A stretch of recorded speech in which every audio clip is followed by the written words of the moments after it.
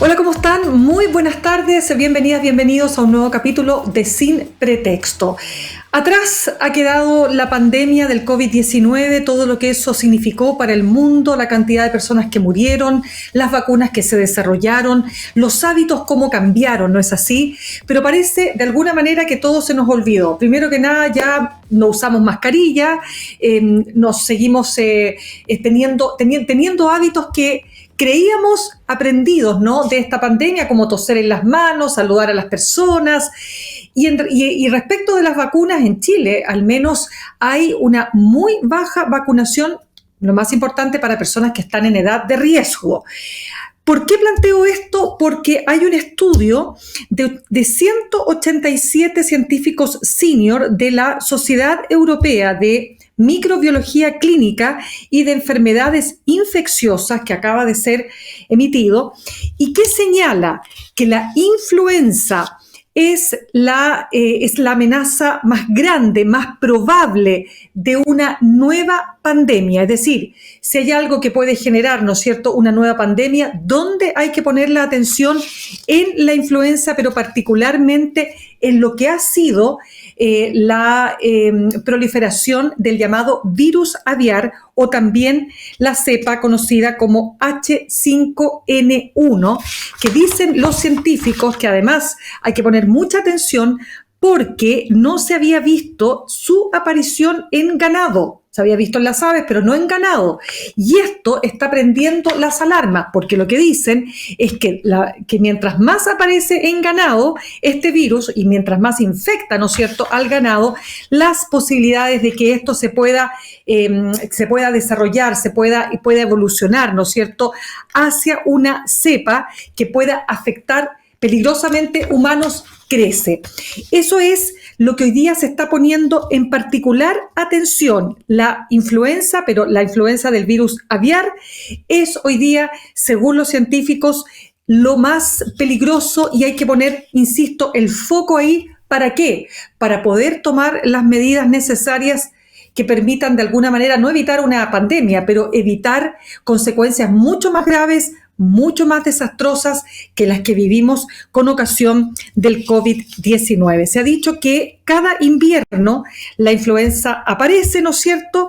Dice uno de los científicos, se podría describir que estas cepas, ¿no es cierto?, estos brotes pueden ir generando condiciones, dice él, para probablemente desarrollar un efecto más pandémico. Hay más o menos control, dice él, porque las diferentes cepas están causando hasta el minuto una expresión no virulenta, no grave. Pero eso podría cambiar. Y ese es el tema principal que tendremos hoy día en nuestro programa Sin Pretexto. Vamos a la música y ya volvemos con una experta para profundizar en este tema.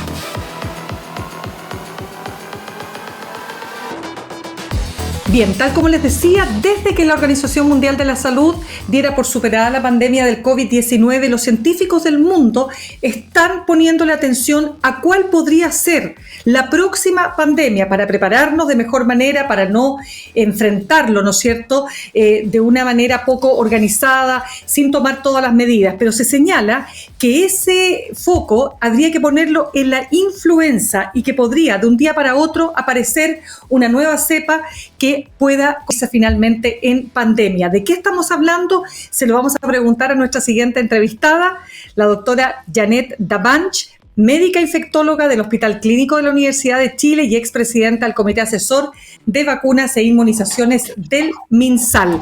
¿Qué tal, Janet? Un gusto de tenerte con nosotros esta tarde aquí en Sin Pretexto.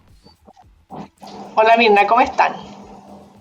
Bien, pues Janet, partamos por el tema de lo que han definido estos expertos. Son 187 científicos que en un estudio, ¿no es cierto?, han determinado que es la influenza, pero quiero saber, cuando hablamos de influenza, si estamos hablando de la H5N1, es decir, de la cepa del virus aviar, o de una influenza distinta, una cepa distinta que podría finalmente convertirse en una pandemia. Bueno, hace más de un siglo que sabemos que los virus influenza son causantes de pandemia. Recordar la gran pandemia, o lo que los científicos llaman la madre de todas las pandemias del año 1918, que provocó entre 50 y 100 millones de fallecidos. Por lo tanto, sabemos desde hace muchos años, ya más de un siglo, que el virus influenza puede provocar pandemia. Solo aclarar que los virus influenza, conocemos 4 tipos de virus influenza. El virus de influenza A de aviar, la influenza B que solamente tiene como reservorio al ser humano, la influenza C que muy escasamente circula y tiene como reservorio solo al ser humano, y recientemente la influenza D que está muy relacionada con reservorio bovino. Lo que más preocupa y siempre ha sido un motivo de preocupación es la influenza A, porque el principal reservorio de estos virus está en la naturaleza y especialmente en las aves silvestres, y han sido responsables de varias pandemias.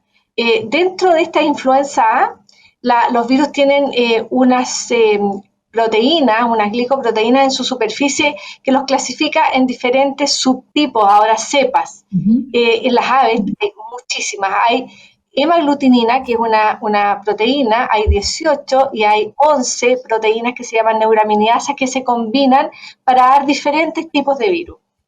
El año 2009, no hace muchos años atrás, ¿no es cierto? No, estoy mala para sacar las cuentas. Tuvimos una pandemia de influenza por el virus de influenza A H1N1 que circula hasta hoy como influenza estacional. Se adaptó al ser humano y se quedó con nosotros. Y en esa pandemia, que afortunadamente fue una pandemia de impacto relativamente moderado para el ser humano, fue efectivamente de origen aviar y tuvo un triple reordenamiento: aviar, porcino, porque los cerdos son un muy buen reservorio para reordenar los virus de influenza aviar y humano, y de influenza porcina. Le llamamos triple reordenamiento, y provocó una pandemia que sus primeros casos fueron en México, luego Estados Unidos y finalmente a todo el mundo. Y eso nos sucedió en el invierno del 2019 en Chile. ¿Qué pasa con lo que tú comentas? Claro que es una preocupación. H5N1, voy a contarte que las aves se enferman de influenza, y las aves tienen enfermedades graves o enfermedades leves. Chile tiene un muy buen plan de vigilancia de virus aviar, de influenza aviar, en los planteles avícolas y en porcino, y también vigilamos las aves silvestres. Influenza A H5N1, un dolor de cabeza desde el año 1997, pero se había mantenido restringido a Asia. Prácticamente no había salido de ahí, había sido controlada. Sin embargo, a partir del 2022-2023 comenzó a aparecer con un comportamiento absolutamente inusual. Está en todos los continentes. De hecho, nosotros en Chile tuvimos un caso de influenza H5N1 el 2003 en Tocopilla, paciente que estuvo hospitalizado en el hospital de Antofagasta finalmente, que tuvo un cuadro gravísimo, muy grave, y que afortunadamente sobrevivió. Pero la influenza H5N1 se expandió por aves de todo el país, aves de criaderos, aves que son para producción industrial, y lamentablemente llegó a nuestros pingüinos de Humboldt en la Antártida. Y lo que está llamando la atención hoy día es esta extraordinaria aparición de esta influenza H5N1 en mamíferos, fundamentalmente en vacas de producción, también industrial en Estados Unidos, y también con la transmisión a una persona. El cuadro en el sistema graves. Claro, porque lo que estaba leyendo era precisamente que esta aparición en los mamíferos o en en el ganado, quiero decir, ha generado la mayor cantidad de alarmas, ¿verdad? Porque se señala que esto no era habitual, o sea, es una cosa que sale de lo normal, de lo común que se había visto hasta ahora. Pero ¿por qué esa aparición hoy día nos tendría que preocupar especialmente? Bueno, nos está preocupando desde que empezó una diseminación de la gente en los 5 continentes. Eso es lo primero que nos preocupa. Lo segundo, porque se acerca a las personas. Nosotros convivimos mucho más estrechamente con estos animales, son de producción industrial. Por lo tanto, tú acercas al ser humano a un reservorio que no está habituado y por lo tanto también puede suceder, porque los virus de influenza, la increíble capacidad que tienen, es esta capacidad de reordenar su material genético para poder adaptarse a un nuevo reservorio. Y los humanos somos reservorio accidental Mm. de estos virus. El comportamiento ya viene siendo inusual desde esta diseminación tremenda. Se han infectado otros mamíferos también en este tremendo cambio que ha tenido en estos últimos 2 años el virus de influenza AH5N1. Y bueno, lo último, su última alarma, por decirlo de alguna forma, ha sido esta aparición en el ganado. Mientras más cerca estemos de un reservorio animal con influenza, mayor es el riesgo de que este virus se adapte o encuentre un reservorio intermediario. Los cerdos, por ejemplo, que son como una maquinita que puede reordenarlo, afectar al ser humano y si el ser humano se infecta y este virus se adapta muy bien a nosotros, transmitirse entre las personas y genera entonces una pandemia. Sí, conversamos a esta hora con la doctora Janet Dabanch. Ella es médica infectóloga del Hospital Clínico de la Universidad de Chile y expresidenta del Comité Asesor de Vacunas e Inmunizaciones del MinSal.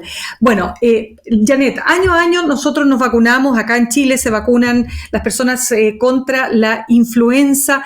Ahora, estas vacunas se van haciendo, o sea, quiero decir, la cepa se va haciendo resistente a las vacunas se van modificando y si cubren cuántas, o sea, cuántas variaciones cubren esta vacuna que se aplica hoy día en Chile. Bueno, eso es muy interesante porque pareciera mágico que yo pongo mi brazo y me ponen una vacuna que es altamente Claro. eficiente. Las vacunas Mm. que usamos para la población, y aquí hago a través tuyo un llamado, pero es firme a nuestra población, las vacunas son seguras, han cambiado nuestra capacidad de vivir sin secuelas y sin muerte. Así que llamo a través tuyo a que las personas que tengan que vacunarse lo hagan hoy, no mañana, hoy día, porque la vacuna contra la influenza, la tremenda gracia que tiene, no es solamente evitar la influenza. La vacuna contra estos virus ha generado una caída espectacular en la mortalidad por todas las causas, es decir, nos morimos menos de diabetes, de hipertensión, nos morimos menos de todo. Y esa es la tremenda ventaja. Y la otra ventaja, Mirna, es que si yo estoy protegida con una vacuna contra la influenza, porque incluye las cepas que afectan a los seres humanos, que se vigilan año a año en todo el mundo a través de una red que se llama FluNet, Flu de influencia, Ujú. Net, Flu de influenza, Net de red, que la organiza la Organización Mundial de la Salud. Chile es parte de esa vigilancia. Y entonces se desarrollan las vacunas adaptadas para lo que está circulando en las personas a nivel mundial, para el hemisferio norte y para el hemisferio sur.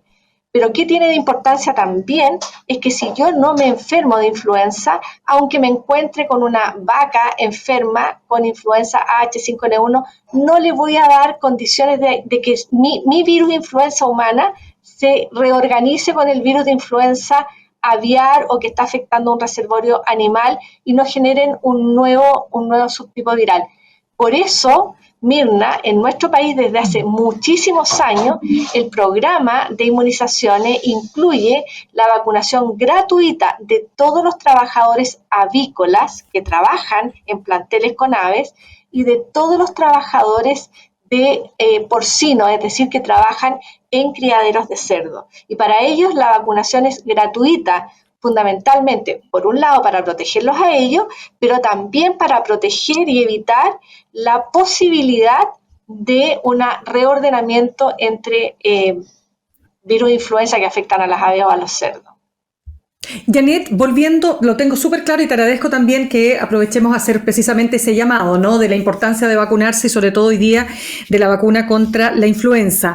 Pero quiero preguntarte respecto de este estudio, ¿qué características tendría ese brote que podría convertirse en pandémico?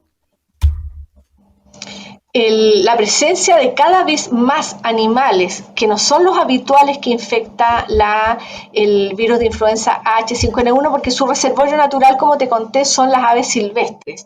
Se ha traspasado entonces a otros reservorios, a otros animales, especialmente mamíferos, que antes no infectaba. ¿Qué significa eso?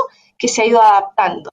Y vuelvo a insistirte, si estos animales que ya han sido afectados y que ya hay un caso en Estados Unidos de transmisión desde las vacas de los bovinos a un ser humano, está ya confirmado ese caso en Estados Unidos, quiere decir que el virus tiene esta capacidad para saltar entre especies diferentes, es decir, mamífero a humano, y que se ha adaptado para infectar a vacas. De hecho, se está tratando de entender cómo se transmite entre vaca y vaca este virus de influenza, y esperemos que no tenga la oportunidad de adaptarse bien al ser humano.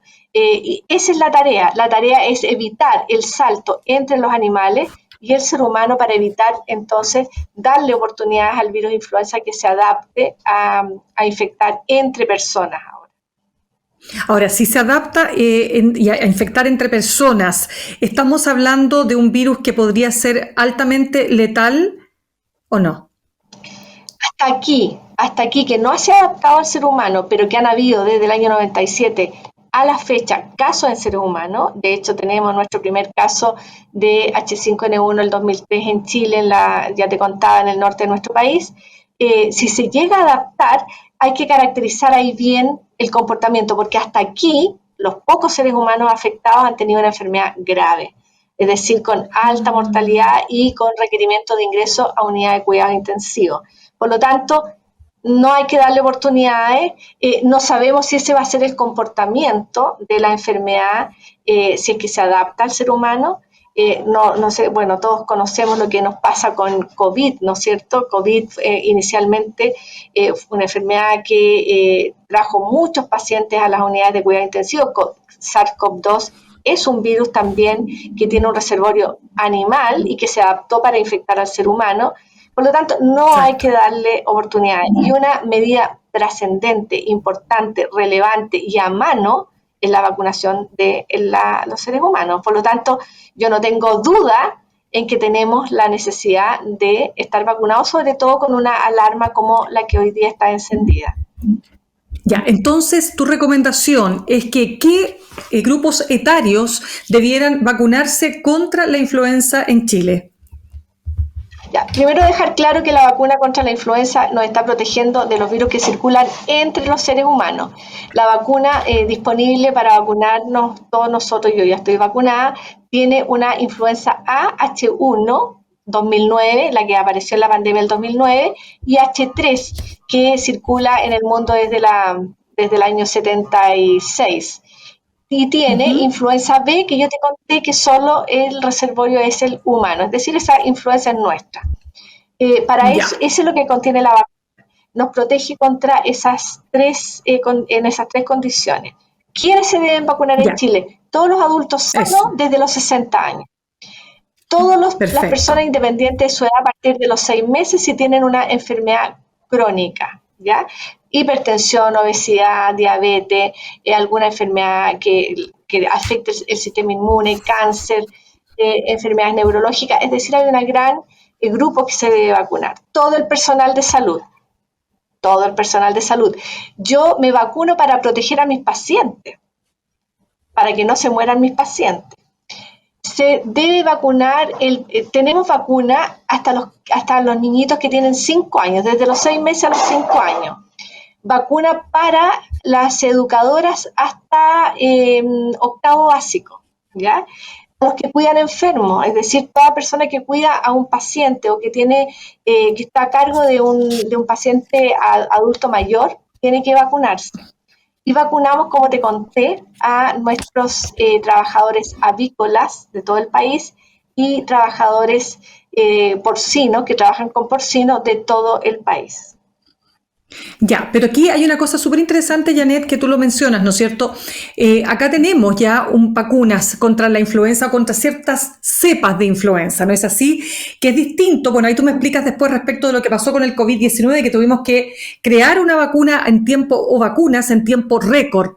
Por lo tanto, de aparecer una cepa que pudiera afectar a los seres humanos, ¿estamos mejor preparados entonces? Yo voy a hacer una aclaración. Las vacunas contra el Dale. COVID salieron de cero, ¿ya? De hecho, tenemos un premio Nobel de medicina para la bioquímica que estaba trabajando años en vacunas RNA. No se les había dado mucha relevancia a esas vacunas, pero ella trabajaba años, ha sido una mujer muy bien premiada por los premios Nobel por el desarrollo de las vacunas de RNA mensajero. Así que nuevas no son. Se tuvieron que, cuando tú tienes las plataformas disponibles de vacunas, científicos trabajando, biólogos trabajando en los laboratorios, clínicos tomando muestras de estudio para el diagnóstico de estas enfermedades, y tienes las plataformas, se adaptan esas plataformas rápidamente. Lo que tenemos que asegurar es que generen lo que queremos, es decir, que una vez que yo me ponga la vacuna en mi brazo, genere una protección, ¿ya? Una protección suficiente para lo que yo quiero. Las vacunas contra el COVID se generaron con dos objetivos. Una, evitar la hospitalización, y la segunda, evitar la muerte, pero no la enfermedad. La enfermedad leve dice, hoy yo me vacuné y me enfermé igual, pero súper Totalmente. bien, no se hospitalizó y se murió. La vacuna contra la Perfecto. influenza se diseña para evitar la hospitalización y la muerte, pero también reduce la enfermedad. Mucha gente dice, me vacuné y me resfrié todo el año. Feliz, no se hospitalizó y no se murió. Cumplida la tarea Absolutamente, de la pero lo que vacuna. voy, claro, Janet, pero lo que quiero preguntarte es si estamos hoy mejor preparados que lo que estuvimos en 2019 Absolutamente. para enfrentar una pandemia. Yo voy a decir absolutamente, pero Mm. resulta que la historia muestra que creemos estar preparados y no lo estamos, porque aquí es donde juega la conducta humana. Eh, y te lo digo bien, o sea, me duele en el alma decir esto, pero los humanos tendemos a olvidar nuestra propia historia. Eh, Totalmente. el 2020, las primeras dosis de vacuna para el COVID, voy a hacer un paralelo, las pusimos en diciembre, 24 de diciembre del 2020. Y empezamos a vacunar a toda la población la segunda semana de febrero del 2021. Todos se querían vacunar. Todo el personal de salud hizo fila, se vacunó. Los mirábamos media hora cuando estaban vacunándose. Voy a hacer un comentario. Como yo estaba muy encargada de esto, estuve en muchas partes vacunando, hasta nos dijeron por qué eligieron primero a los de intensivo y no a nosotros, a los que sea. Hoy día se nos olvidó y tenemos una cobertura baja de vacuna contra el COVID.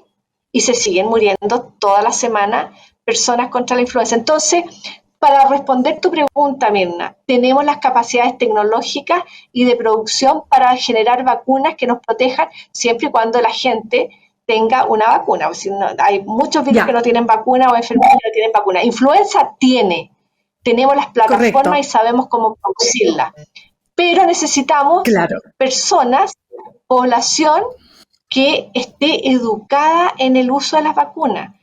Nos vacunamos un claro. tiempito Janet, y después dejamos de hacerlo. y se nos olvida. Janet, se nos acaba el tiempo muy cortito porque quiero preguntarte sobre el punto este de que se ha dicho que estamos vacunándonos poco. Entonces la pregunta ¿es por una falta de campaña? ¿Es porque se produce naturalmente un proceso de cansancio, ¿no es cierto?, en la población después de una pandemia como esta? Y sobre todo respecto a las lecciones aprendidas. Se nos olvidó que tenemos que tomar ciertas providencias como no toser en las manos, qué sé yo, cuidarnos, tener esas medidas que fueron tan importantes para prevenir. ¿Ya se nos olvidó todo eso? Eh, yo creo que lamentablemente el ser humano olvida su propia historia. Campañas hay campañas, probablemente podríamos intensificar esas campañas de educación, pero efectivamente hay que escuchar más de la vacuna. Escuchamos a veces las malas noticias. Las malas noticias que a mí me hizo mal, me dolió el brazo, me sentí mal, me dio fiebre, pero el objetivo de la vacuna es evitar la hospitalización y Claro. la muerte. Empatía se Ujú. llama el otro concepto, porque siguen muriéndose semanalmente entre 25 y 30 chilenos por COVID. Eh, Increíble. yo me niego al cansancio, porque menos mal, o sea, hay gente que no se puede cansar hoy día porque se murió, porque no alcanzó a recibir una vacuna. Yo feliz de estar cansada, pero vacunada. Por lo tanto, cansancio, o sea, hay nuevamente falta de empatía. ¿Cómo voy a estar fatigado si sé que se murieron alrededor de, llevamos muertos más de 12 millones de personas en el mundo o más probablemente? Entonces, me Impresionante. niego a la palabra cansancio. Eh, Así que el llamado es a vacunarse y la respuesta es sí, yo creo que nos olvidamos, lección aprendida, somos humanos, nos olvidamos de lo que nos pasa. Si no nos pasa directamente que se nos muere un familiar, no creo. Creo más en la noticia ruidosa, en las noticias falsas, que en vacuna. Yo, solo para decirte, soy infectóloga. No sé diagnosticar una poliomielitis. ¿Sabes por qué? Porque las vacunas erradicaron la poliomielitis del planeta. Entonces, yo Imagínate. no tengo duda que con vacunas vamos a lograr erradicar ciertas enfermedades. Vamos a erradicar cáncer, estamos vacunando contra el papiloma, contra la vacuna, contra el virus de la hepatitis B, que son productores de cáncer. Así que ojalá logremos inyectar empatía en nuestros ciudadanos y tener estas vacunas que son gratuitas y que están disponibles para todos los que las necesitan. Ya, pues, Janeta Banch, médica infectóloga del Hospital Clínico de la Universidad de Chile y expresidenta del Comité Asesor de Vacunas e Inmunizaciones del MinSal, gracias por haber estado con nosotros aquí esta tarde en Sin Pretexto. No, muchísimas gracias a usted y especialmente con este tema que es bien relevante. Totalmente. Absolutamente. Muchas gracias.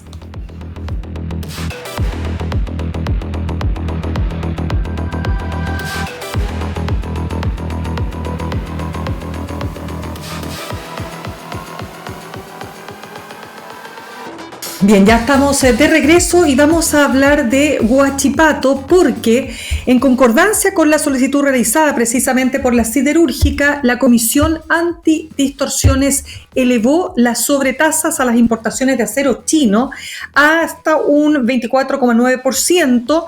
¿Qué significa esto? Que finalmente no se va a cerrar la siderúrgica, se controla de alguna manera este efecto tan devastador que desde todo punto de vista, pero sobre todo social, tenía el cierre de esta planta de tantos años, ¿no es así? Y que tiene finalmente la posibilidad de dar trabajo a por lo menos 20.000 personas según se ha calculado. ¿Qué viene ahora? ¿Qué es lo que va a pasar con el acero chino? Bueno, etcétera, de todo eso vamos a conversar con nuestro siguiente entrevistado. Él es Francisco Gatica, académico del Departamento de Economía y Finanzas de la Facultad de Ciencias Empresariales de la Universidad del Biobío. Francisco, gracias por estar con nosotros esta tarde.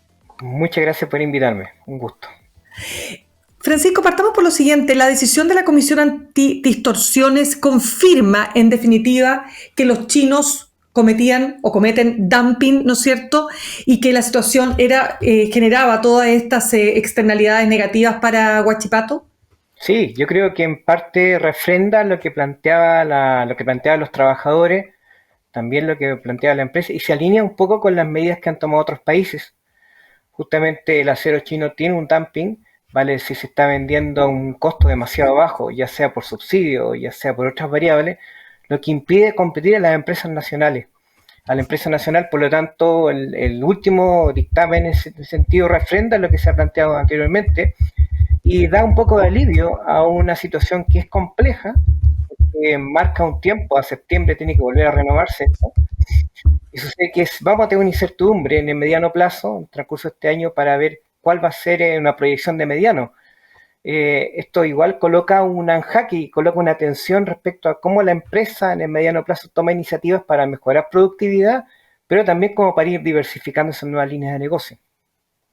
Claro, recordemos de qué estamos hablando, Francisco, porque acá se trata de bolas de acero, ¿no es así? Sí, sí, bolas de acero que Que se se usan. utilizan en la industria del cobre. En la práctica son Exacto, bolones que lo que hacen es que destruyen el cobre en mineral en pequeños trocitos y eso lo eso. permite su producción, ¿vale? Sí, y vamos un poquito más atrás, porque en definitiva, ¿por qué estaba produciéndose este precio tan bajo, ¿no es cierto?, generando este dumping del que estamos hablando?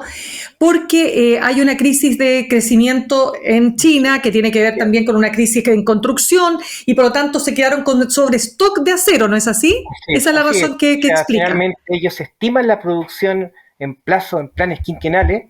Finalmente ellos Claro. producen mucho acero pensando que sus expectativas de crecimiento iban a ser mayores, luego se quedan con este acero estocado, por así decirlo, acumulado, y comienzan a venderlo a un precio mucho más bajo de lo que le venden incluso en el mercado nacional, y de ahí surge este dumping, que finalmente no es la primera vez, hemos tenido situaciones de dumping anteriormente con las bolas de acero, en 2019 un dictamen y años anteriores, sin embargo ahora es mucho mayor porque el precio entra con un 40% más bajo y eso tensiona cualquier estructura de coste que está acá. Tú dices, Francisco, estamos conversando con Francisco Gatica, académico del Departamento de Economía y Finanzas de la Facultad de Ciencias Empresariales de la Universidad del Biobío. Francisco, tú dices que otros países aplicaron la misma medida. Claro, esto por ejemplo en México también estuvo cerca del 25%, Estados Unidos incluso está pensando en triplicar los aranceles de importación del acero chino, Europa también se protegió, vale decir, han habido medidas que te están indicando de que la reacción para proteger la industria nacional ha sido aplicar esta sobretasa, ¿vale? De manera tal de proteger el empleo industrial. Hay que considerar que la industria acerera es una industria estratégica porque es insumo para otras industrias más. Por lo tanto, la última definición que se alcanza es su protección, considerando que es una producción estratégica para el país. Ahora, perdón, quisiera preguntarte, dame un segundo que Sí, sí, muy bien. me atoré.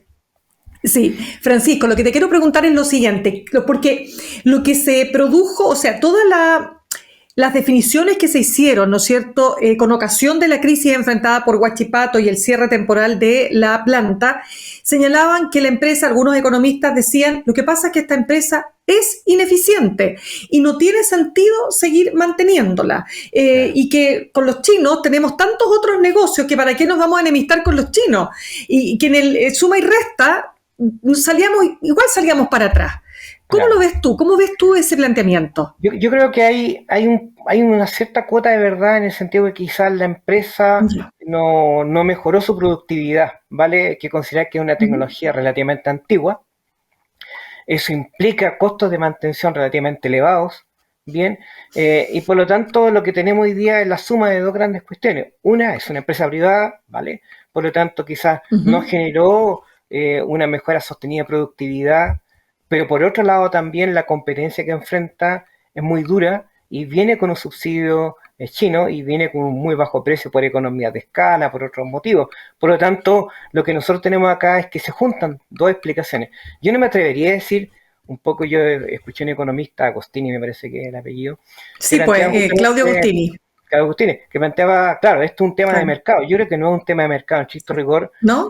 Este es un caso donde finalmente hay una disposición técnica donde se reconoce que hay un dumping del 25%, es una definición técnica, se lo están haciendo otros países, quiere decir que Mm. efectivamente tenemos un dumping y las leyes del mercado permiten corregir esto, y los tratados también. Por lo tanto, si hay una buena respuesta técnica a esta cuestión, yo creo que descarto esa variable política. Sin embargo, Mm. los problemas de empresas privadas, cuando tienen el nivel de envergadura, cuando tienen el nivel de enraizamiento con el tejido productivo, dejan de ser privados y pasan a ser públicos, ¿vale? Nosotros en la región tuvimos un Claro. caso muy similar cuando cerró Enacar en el año 90 y tanto, donde, Sí, claro, pues. finalmente los procesos de reconversión son muy lentos, son muy dolorosos y son muy largos, ¿vale? Yo creo que nuestra región tiene ese tema, y especialmente en el caso de Huachipato, donde hay una fuerte cantidad de tejido productivo alrededor de la planta de Huachipato que se genera a partir de, y todo este tejido productivo metalmecánico, de mantención industrial, que sirve a otro tipo de industrias también. Ya, o sea que tú lo que estás diciendo que un cierre habría significado tantos efectos desastrosos que era indispensable tomar esta medida. Claro, yo creo que a la larga, este, digamos que esto es como un alivio, no hay que perderse de vista lo Ujú. fundamental. Nosotros tenemos necesidad de reconvertir esta industria, agregar mejor tecnología, digitalizar algunos elementos, llevarla a una tecnología mucho más moderna, producir acero verde, producir acero Mm. que sea con energía limpia. Hay una mezcla entre acero y hidrógeno verde que es muy interesante. También la empresa tiene que empezar quizá a explotar sus puertos, tiene que empezar a mejorar su manufactura respecto a... Y paralelo a eso también hay muchas pymes pequeñas que tienen como cliente único a Huachipato. Bien, si cerraba Huachipato, estas empresas se quedaban sin mercado y finalmente cerraban. Entonces también esas pymes tienen que reconvertirse a otro tipo de clientes, tienen que diversificarse de manera tal de que tengamos una estrategia de diversificación, pero además pensemos en ese tejido productivo que si no estuviera la usina, finalmente se quedaba sin mercado y terminaba quebrando. Por eso hablamos de 22.000 empleos con un impacto indirecto en Claro. 88.000 personas. En el fondo hay muchas empresas pequeñas que nacen al alero de Huachipato, mantienen procesos productivos de Huachipato y finalmente si no está Huachipato se les va el cliente principal. Claro, porque Francisco, tú lo mencionaste y solo permíteme un paréntesis porque el caso Enacar ha sido muchas veces, ¿no es cierto?, señalado como, yo no sé si decir como una mala política de cierre de una empresa nacional del carbón que estaba teniendo problemas hace mucho tiempo, que además era una empresa pública, sino por todos los otros elementos marcados. Por ejemplo, nunca se nos va a olvidar las clases de peluquería Sí. o no sé si había otro oficio para personas que habían trabajado en la minería. Yo no Sí. sé cuánto hay, perdona que te lo pregunte, porque cuánto hay de caricatura y cuánto de aquello. Yo creo que hay mucho de caricatura. Nuevamente, siempre que hay política pública, la gente tiende a generar estos argumentos al extremo. Pero por otro Mm, lado, lo que nosotros tenemos ahora, volviendo un poco a Huachipato, mirando la situación de claro. Anacar, quizás es ser muy fino, muy detallado en el tejido que está alrededor de la planta. Ese también tiene que ser parte de este plan de reconversión. Por otro lado, también ser muy fino en la mano de obra que está acá, tanto en la empresa como fuera de la empresa. Hay necesidad de reconversión de calificaciones, eh, ya sea capacitándose en digitalización, capacitándose en nuevos procesos productivos. Y en el caso de Nacar, lo que se aprendió es que hay un segmento del mercado laboral que efectivamente Mm. no se reconvierte y que quizás la lógica del Estado no es precisamente recalificación de reubicación, sino va a ser sencillamente de asegurarle una red y asegurarle una salida del mercado laboral. Bien, nosotros en el caso de Nacar vimos que estuvo ese proceso, o sea, distinguir esos tres niveles, pero también hay mucha caricatura, pero también hay mucho aprendizaje. Yo creo que nuestra región tiene una experiencia con respecto a lo que vivimos en la reconversión de carbón. Cuando salió la noticia de que Huachipato quería cerrar sus operaciones en la parte de la cirúrgica, inmediatamente muchos de nosotros retrocedió muchos años y empezamos a ver cómo fue ese proceso traumático para la región, donde se aprendió mucho, pero también Sí, se pues. cometieron errores y aciertos también. Totalmente. Francisco, Julio Bertrán, presidente del directorio de Huachipato, dijo que espera que esta medida provisoria se confirme con medidas que nos permitan competir en una cancha pareja. Desde tu punto de vista, ¿cuáles debieran ser esas medidas?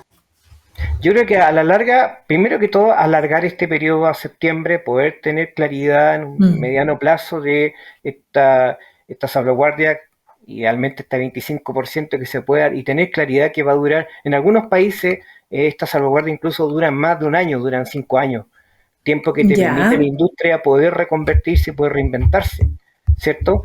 Y yo creo que es una cuestión fundamental. Y la otra yo creo que es fundamental es que la empresa cambie. Yo creo que esto es una luz amarilla más anaranjada, ¿vale? En el sentido de que la empresa necesita generar un fuerte proceso de reconversión. Insisto, la empresa y el tejido alrededor, ¿vale? Diversificar, mejorar en el proceso de manufactura, mejorar en crear nuevos negocios, de manera tal de que esta crisis no sea inevitable, sino que podamos tener una salida.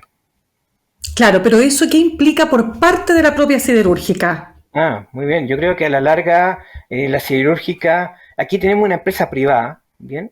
Ellos tienen que abrirse, la comunidad tiene que estar, los actores que están en la región, yo creo que nosotros tenemos universidades, tenemos toda una línea, la línea metalmecánica, manufactura, tienen que contribuir también a que efectivamente la empresa pueda mejorar sus procesos. Nuestra región, al presidente Boric ayer lanzó un plan integral de apoyo en la industria, región del Biobío. Vamos a estar muy expectantes como región. A mí me toca participar en Corbiobío también.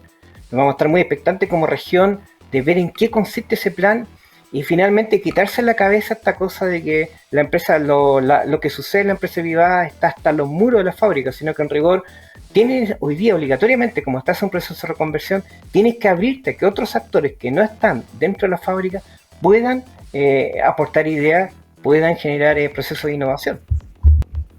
Ya, pues Francisco Gatica, académico del Departamento de Economía y Finanzas de la Facultad de Ciencias Empresariales de la Universidad del Biobío, muchas gracias por haber estado con nosotros esta tarde en Sin Pretexto. Vale, muchas gracias por invitarme, un gusto.